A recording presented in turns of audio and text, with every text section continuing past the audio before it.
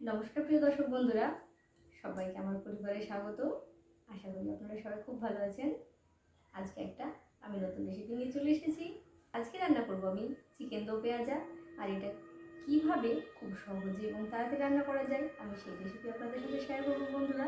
এর জন্য আমি নিয়েছি এখানে চিকেন নিয়েছি আমি। এটা 1 কিলো 150 গ্রাম চিকেন রয়েছে। এইখানে নিয়েছি আমি 350 গ্রাম মতো পেঁয়াজ। এইখানে পেঁয়াজটা আমি দুই রকমভাবে যেহেতু ব্যবহার করব তাই জন্য পেঁয়াজটা একটু বেশি নিয়েছি। এখানে 2টো টমেটো, নিয়েছি 1টা গোটা রসুন, দেখতে পাচ্ছেন আদা নিয়েছি বড় চামচে যেন 1 চামচ হয় সেই রকমভাবে। আর নিয়েছি এখানে আমি কাঁচা লঙ্কা, যেটা আমি মশলাতে ব্যবহার করব। আর এইখানে বন্ধুরা নিয়েছি আমি টক দই 2 চামচ নিয়েছি, বড় চামচে টক দই নিয়েছি। আর এখানে নিয়েছি আমি 8 চামচ জিরে গুঁড়ো, আর নিয়েছি 4 চামচের 1 চামচ ধনে গুঁড়ো। বন্ধুরা, প্রথমে এই পেঁয়াজটা এই মশলার সাথে আদা রসুন লঙ্কা আর এই পেঁয়াজটা আমি একটা পেস্ট তৈরি করে নেব।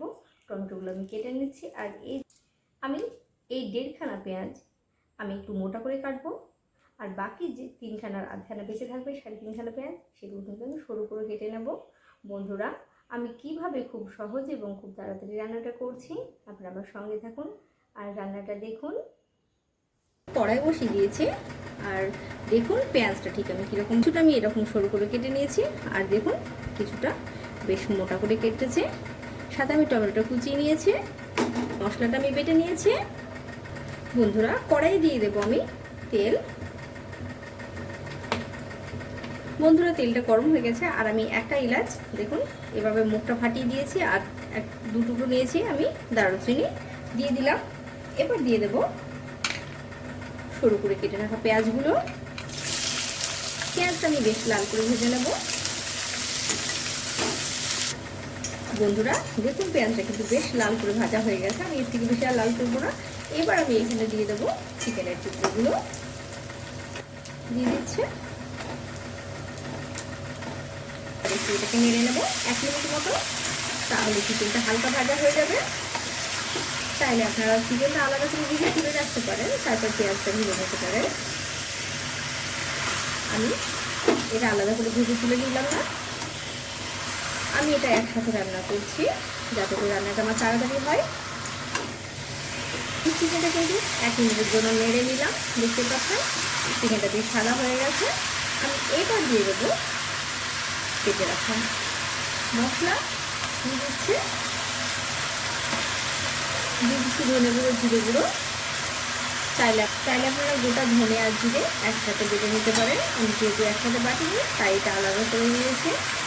এবার এটা একটু নেড়ে দেবো, একটু নেড়ে দিচ্ছি। আর আমি এখানে দিয়ে দেবো মশলা বাটি দিয়ে একটুখানি জল দিয়ে দিচ্ছি, সামান্য একটুখানি জল, তাতে করে মশলাটা আমার ভালোভাবে কষানো হয়ে যাবে। আর তলে যেন না ধরে যায় সেই দিকে অবশ্যই খেয়াল রাখতে হবে। আর গ্যাসের ফ্লেমটা কিন্তু আমি মিডিয়াম টু লো রাখবো। রেখে চিকেনটাকে এবার কষিয়ে নেব। এবার আমি এখানে দিয়ে দেবো পরিমাণ মতো লবণ, দিয়ে দিচ্ছি পরিমাণ মতো লবণ। বন্ধুরা, অবশ্যই আপনারা আপনাদের স্বাদ মতো লবণটা ব্যবহার করবেন, আর ঝালটাও কিন্তু আপনাদের পছন্দ মতো ব্যবহার করবেন। দেবো পরিমাণ মতো হলুদ গুঁড়ো, আপনাদের যতটুকু প্রয়োজন ঠিক ততটুকু ব্যবহার করবেন। তবে আমি এখানে 4 চামচে 2 চামচ হলুদ দিলাম। আমার চিকেনটা যেহেতু বেশি হয়েছে, আপনারা অবশ্যই চিকেনের পরিমাপ করে আপনারা সবসময় মশলাটা ব্যবহার করবেন। আপনাদের আমি দেখেছি কতটুকু মশলা আমি নিয়েছি আর কীরকম পরিমাণে নিয়েছে। এবার এটা একটু ভালো করে নেড়ে নেব। গ্যাসের ফ্লেমটা কিন্তু আমি এটা ঢাকা দিয়ে 5 মিনিট কষিয়ে নিচ্ছি। 5 মিনিট কষিয়ে নেওয়ার পর আমি দেব টমেটো কুচি।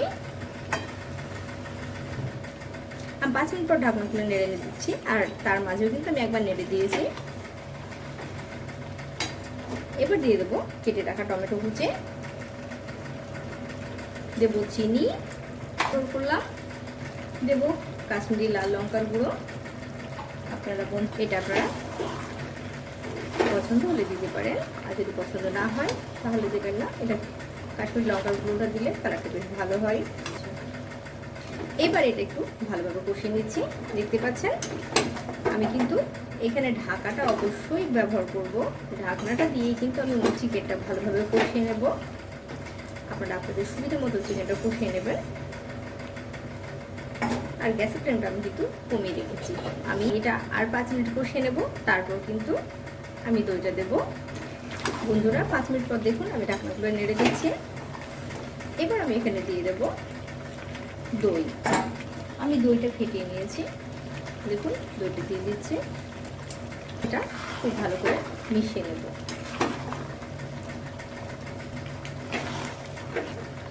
আমি এখানে দই দেওয়ার পর ভালো করে মিশিয়ে নিয়েছি। আমি এবার এটাকে ঢাকা দিয়ে ভালো করে কষিয়ে নেব। অবশ্যই চিকেনের থেকে যেহেতু অনেকটা জল বেরিয়েছে, তাই আমি মিডিয়াম টু হাই রাখবো, যাতে করে চিকেনটা ভালোভাবে আমার কষানো হয়। আর অবশ্যই কিন্তু আমি বারবার নেড়ে দেবো, যাতে করে তলে না ধরে যায়, সেটা অবশ্যই খেয়াল রাখবো। বন্ধুরা চিকেনটা দেখুন এখানে কষানো হয়ে গেছে। এবার আমি এখানে দিয়ে দেবো সামান্য জল, তাতে করে চিকেনের গ্রেভিটা বেশ ভালো হবে। কেউ যদি গ্রেভি রাখতে না চান, তাহলে কিন্তু এই সময় আপনারা পেঁয়াজটা ব্যবহার করতে পারেন।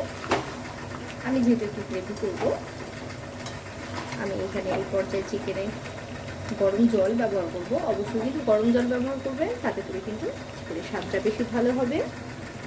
দিয়ে দিচ্ছে গরম জল। আপনারা যতটুকু গ্রেভি রাখতে চাইবেন ঠিক সেইভাবে মাপ করে এখানে জলটা দিয়ে দেবেন। চিকেনটা আমার এখনো সম্পূর্ণ সেদ্ধ হয়নি, তাই আমি এখানে জলটা আর একটু বেশি দেব, যাতে চিকেনটা ভালোভাবে সম্পূর্ণ সেদ্ধ হয়ে যায়। আমি এখানে আরও আধ কাপ মতো জল দিয়ে দিলাম। আমি এটা 5 মিনিটের জন্য ঢাকা দিয়ে দিচ্ছি। আর বন্ধুরা আপনাদের যদি মনে হয় এই সময় লবণের প্রয়োজন আছে, আপনারা অবশ্যই চেক করে দিয়ে দিতে পারেন। বন্ধুরা 5 মিনিট হয়ে গেছে, আর দেখুন কীরকমভাবে রয়েছে। এবার আমি এখানে দিয়ে দেব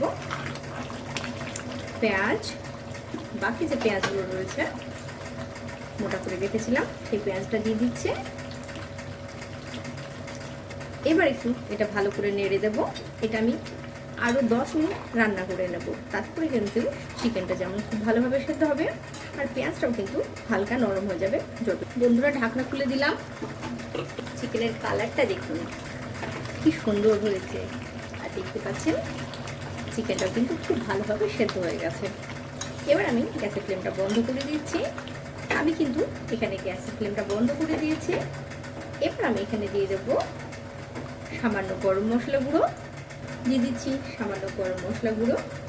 এবার আমি এটা নামিয়ে নেব। আমি আপনাদের পরিবেশন করে দেখাচ্ছি এটা ঠিক কীরকম হয়েছে। দেখতেই পাচ্ছেন আপনারা বন্ধুরা, দেখতেই পাচ্ছেন আমি কীরকম গ্রেভি রেখেছি, আর কত সহজেই কিভাবে আমি বানিয়ে দিলাম চিকেন দো পেঁয়াজা।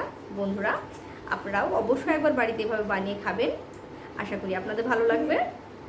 বন্ধুরা আপনারা দেখলেন আমি কত সহজে কিভাবে চিকেন দো পেঁয়াজা বানিয়ে নিলাম। আপনাদের অনুরোধ করব অবশ্যই আপনারা বাড়িতে এটা বানিয়ে খান, আর আপনাদের কেমন লেগেছে আমাকে কিন্তু কমেন্ট করে জানাবেন। আর বন্ধুরা যদি আমার ভিডিওটি আপনাদের ভালো লেগে থাকে, তাহলে ভিডিওটি কিন্তু একটি লাইক করে দেবেন, চ্যানেলটি সাবস্ক্রাইব করে আমার পাশে থাকবেন। যারা ভালো থাকবেন, সুস্থ থাকবেন। দেখা হবে একটা রেসিপিতে। নমস্কার।